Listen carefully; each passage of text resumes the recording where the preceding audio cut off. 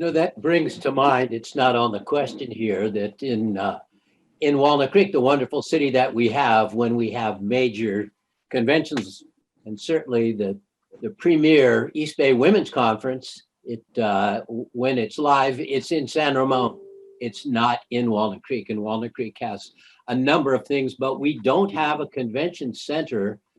We don't have a venue to put on some of these big shows, and that certainly, with your experience in all these various cities, could you address that? What is there a possibility to have something like that in Walnut Creek?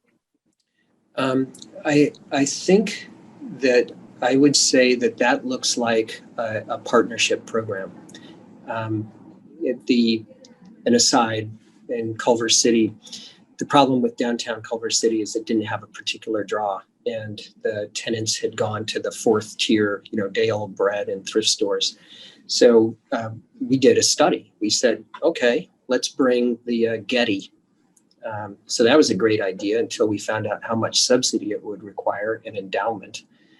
We talked about small conference space, and we found that we couldn't really compete with Beverly Hills, Santa Monica, and downtown LA. And so for that particular area, the catalyst became entertainment retail. So I say that because I think you have to take great care in what you say you're going to do. And the development of a conference facility is a big deal.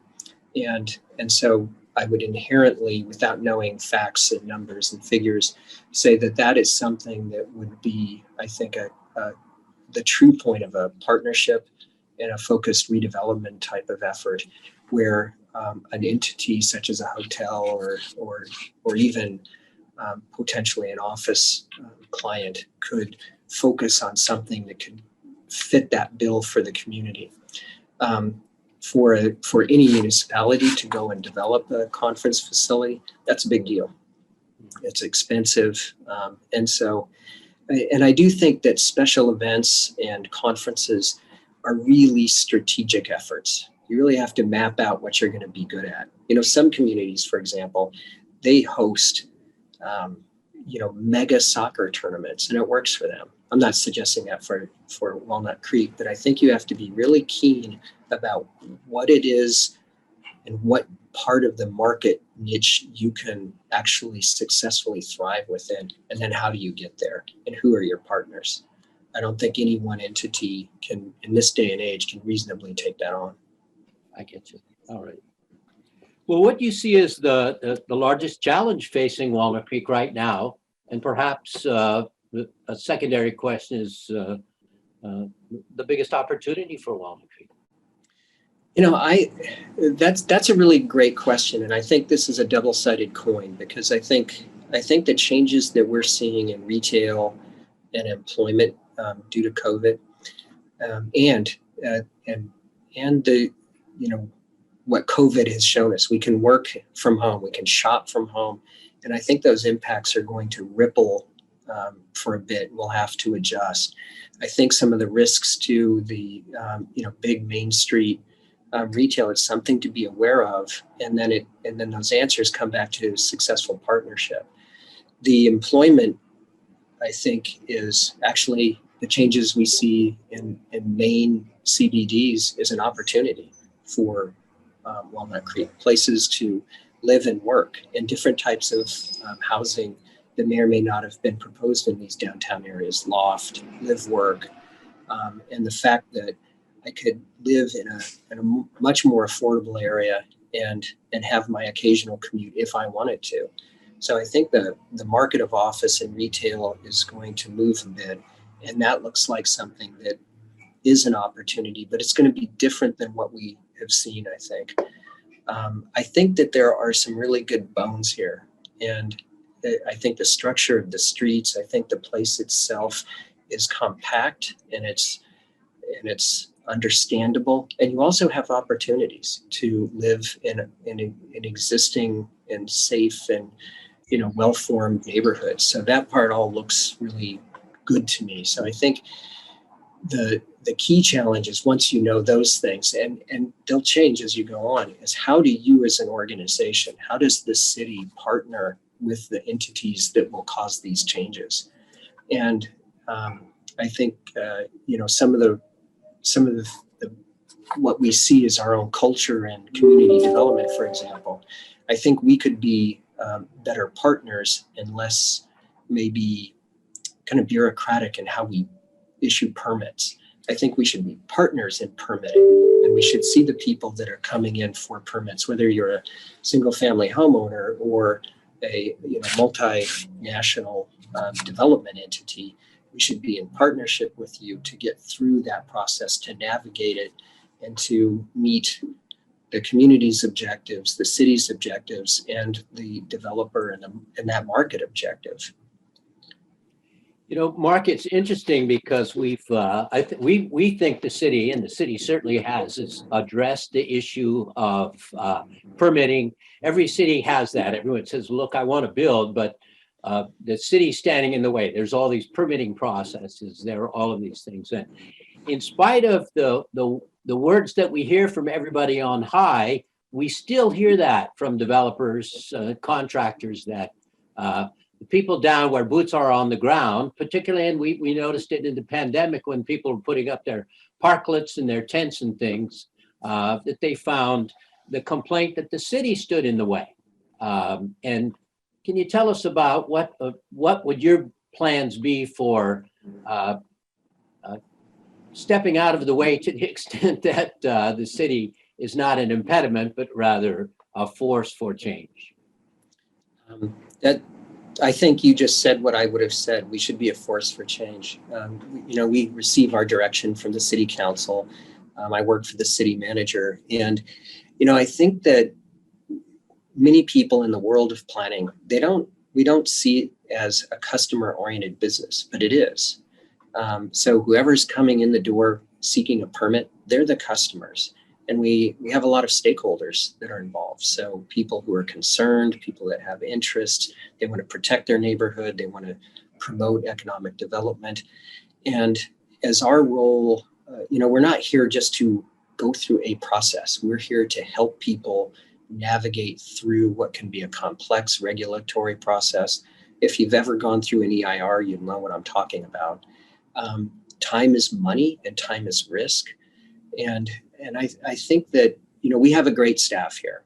I think there's a lot of experience, and I think everybody means well and hopes for the best. And what you'll see from me is a much more engaged and hands-on role in getting through that process. I think that, I want to help change the culture in this organization and be a role model to show how we can work in a positive process and not just automatically drop down into that regulatory file your application. You'll get a letter from us in 30 days and then we'll go from there. So I'd like our staff to understand, what are the objectives of any applicant? What are some of the time issues that you're worried about?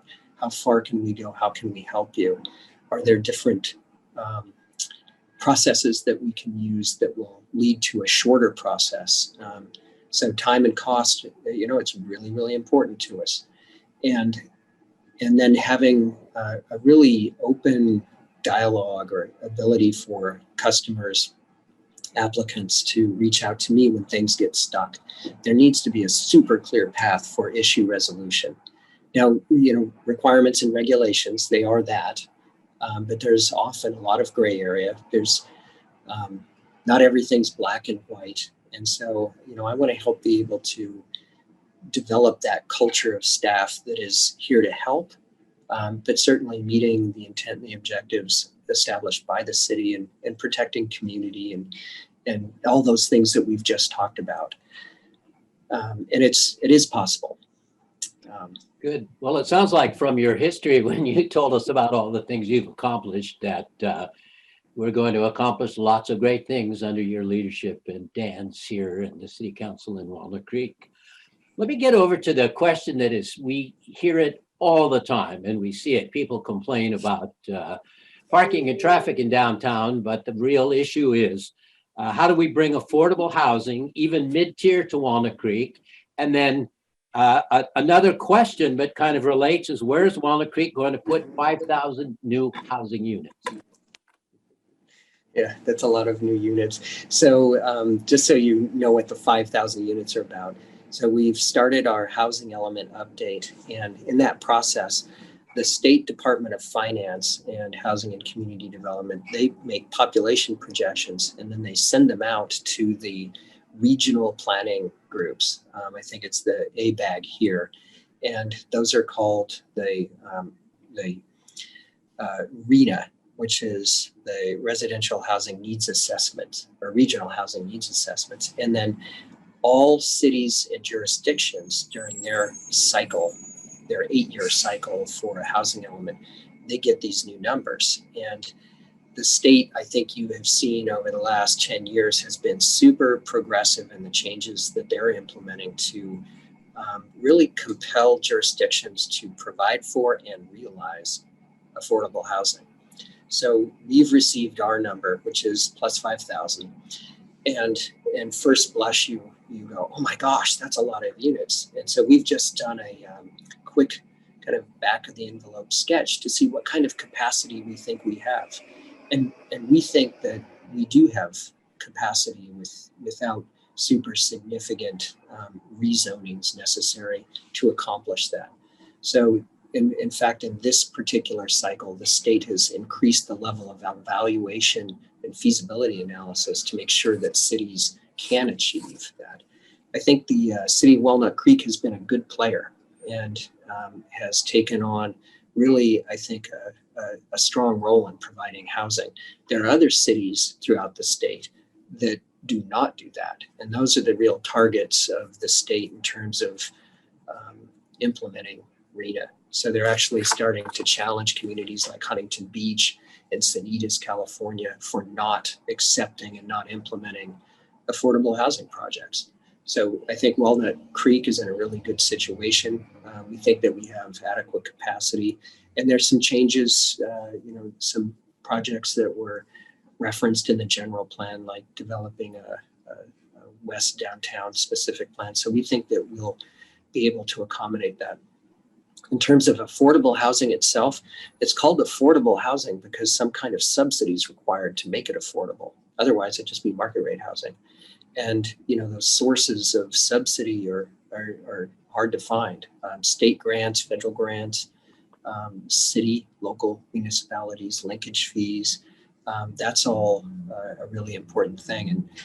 And so I think that when I look at the resume of what's been built, it's really substantial within the city of Walnut Creek. And I think we're making tremendous progress, especially compared to other cities. And so we just have to keep up that effort. I think you see 699 Ignacio Valley Road project moving forward.